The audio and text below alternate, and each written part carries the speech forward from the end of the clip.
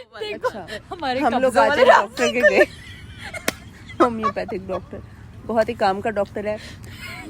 मेरी मुअज्जिज़ बहन इकरा जिक्रिया हमें डॉक्टर के लेके गई हैं, भाभी साहिबा भी साथ ही थी। वहाँ पे जाके हमें पता चला डॉक्टर की फीस बहुत बढ़ गई है। डॉक्टर की फीस पहले थी 30 रुपए, अब वो 35 रुपए।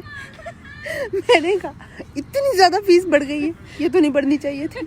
हम तो कल बाजार भी जा सकते। इकरा ने मुझसे पूछा कि कल मार्केट जाना है, मैंने कहा डॉक्टर की फीस इतनी ज्यादा बढ़ गई है कि बाजार जाने के लिए पैसे नहीं बचेंगे।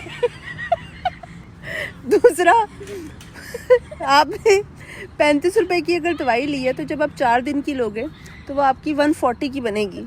तो मेरा कहना ये था कि हमें डिस्काउंट क्यों नहीं दिया जा रहा, 120 की मिलनी चाहिए। 1 महीने की 140 की बनेगी, तो 4 हफ्ते की ना, 4 हफ्ते की 140 की, डिस्काउंट भी कोई नहीं है।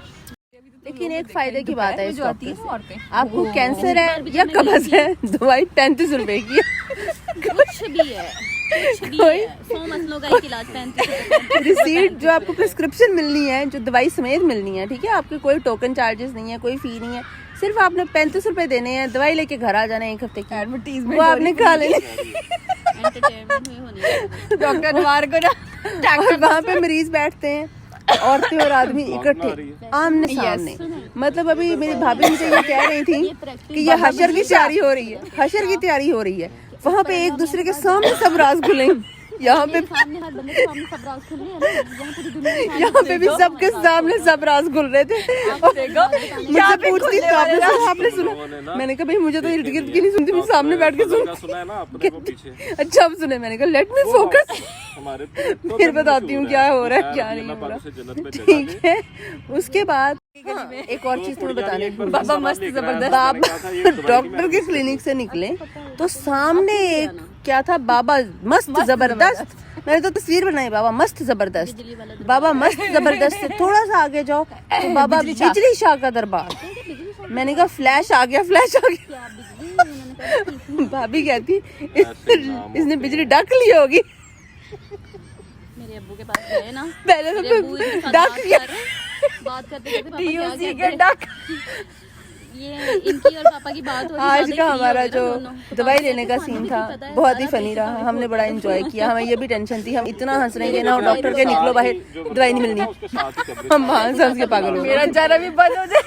गए। इकरा जो कि अपने 4 बच्चों की दवाइयाँ ले रही है, अपने समेत 3 बच्चे, 4 लोगों की दवाई ले रही है। नहीं खाती दवाई।